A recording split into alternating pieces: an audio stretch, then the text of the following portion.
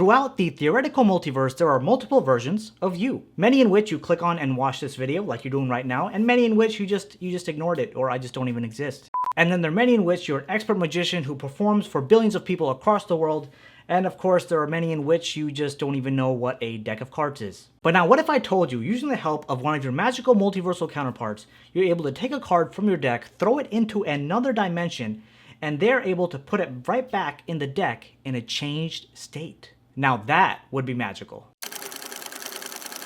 What up, crew? It is Magic Monday, and this is your place to learn magic, master your performance, and captivate audiences. If you're joining my channel for the first time, hi, my name is Vinny, and I go by CardMechanic here on YouTube. Let's be real, you most likely can't reach out to your multiversal counterparts, most likely. But you may be able to convince the spectator that you can. You're gonna have so much fun with this one. So before we begin, make sure to smash that like button and subscribe, as it really goes a long way. And now, let's do this.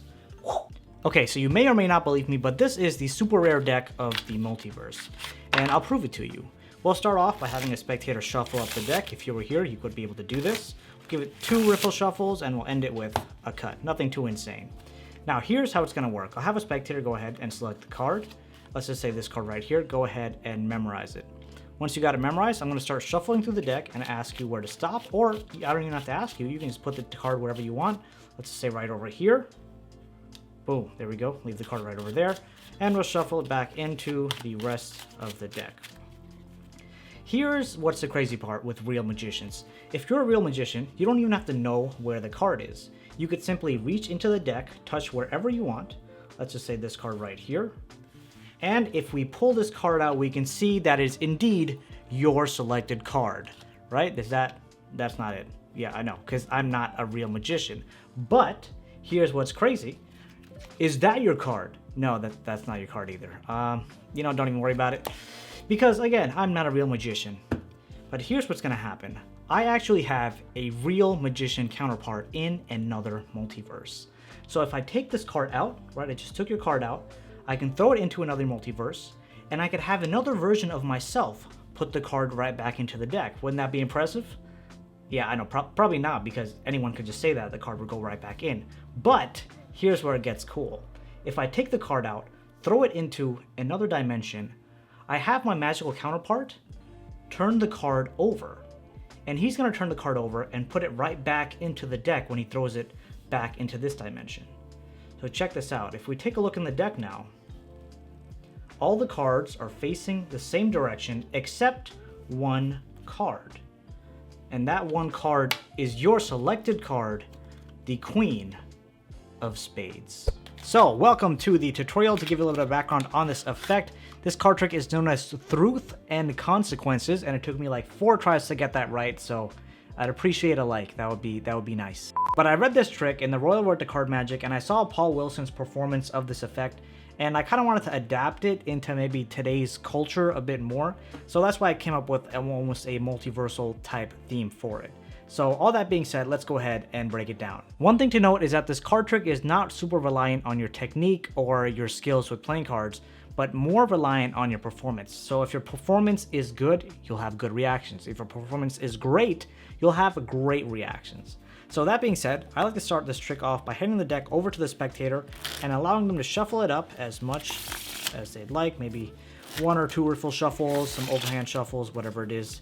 And of course, I can't handle a deck that's brand new because I don't know why. But yeah, once the shuffling is complete, you take the deck back from the spectator. And again, the reason I allow them to shuffle up the deck is so they feel like they have a bit more control, when in actuality, they rarely ever do. Now, you have a card selected by a spectator to start with. In our case, it is the 2 of Hearts. As you can see, boom, right there. So whatever technique you end up using, but you want to control that card to the top of the deck. Now, in my performance, I would say this is a bit more of an intermediate technique versus a beginner technique. I start off doing the overhand shuffle, right? So the way the overhand shuffle works is I'm throwing off a chunk of playing cards like this from the top of the deck, right? I'm just doing this, get better on camera. Right, I'm pretty much tossing cards just like this. But now when I'm tossing the cards, I ask spectator when to stop. Let's say they say stop right here. They take their card, leave it on top of the deck. And now when I continue throwing the cards over, I actually push this card back a little bit, just like this, and continue shuffling it up. So now, once I'm done shuffling, you'll see this card is sticking out right here in the back. And this is the best part right here. You can push down and forward like this. You automatically get a break right above the spectator's card. Continue doing the overhand shuffle until you get to the break. And as soon as you're at the break, throw over the rest of the playing cards, and you have the card maintained on top. Now, if you're not too comfortable doing this, you can also do a double undercut, which is much easier.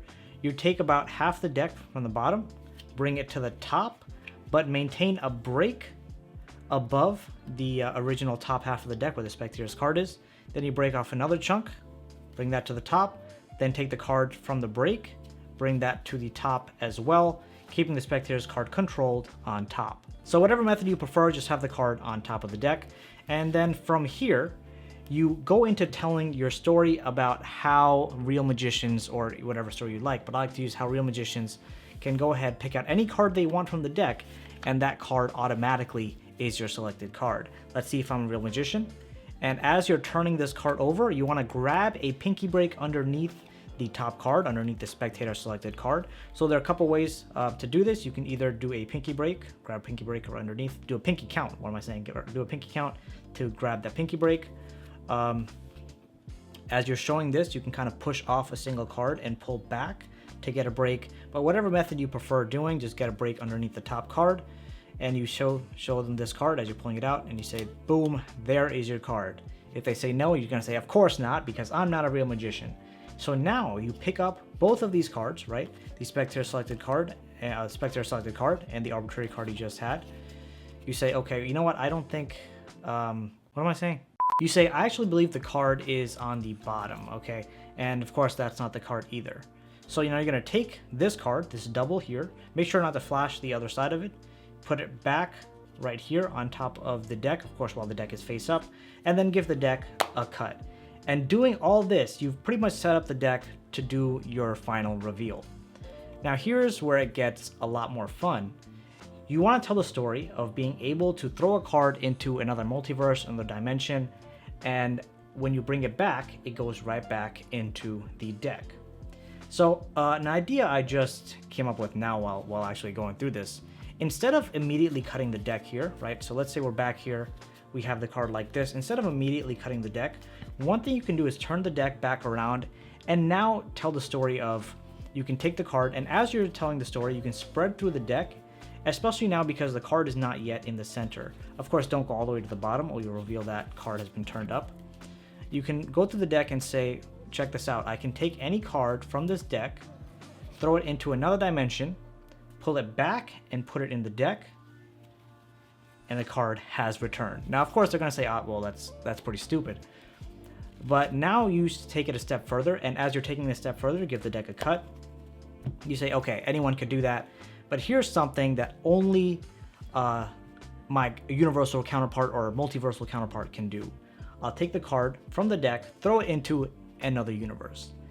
Now, my universal counterpart will take that card, turn it face up, and toss it back into my deck. And from here, there are two ways you can reveal this. I think in my performance, I revealed it with the deck face up because that's how I generally reveal when a card is turned over. But in our case, you don't really want to do that because then you'd be showing the spectator the same card, in our case, Ace of Clubs, that we had seen in the beginning, and we don't want to see the card next to that.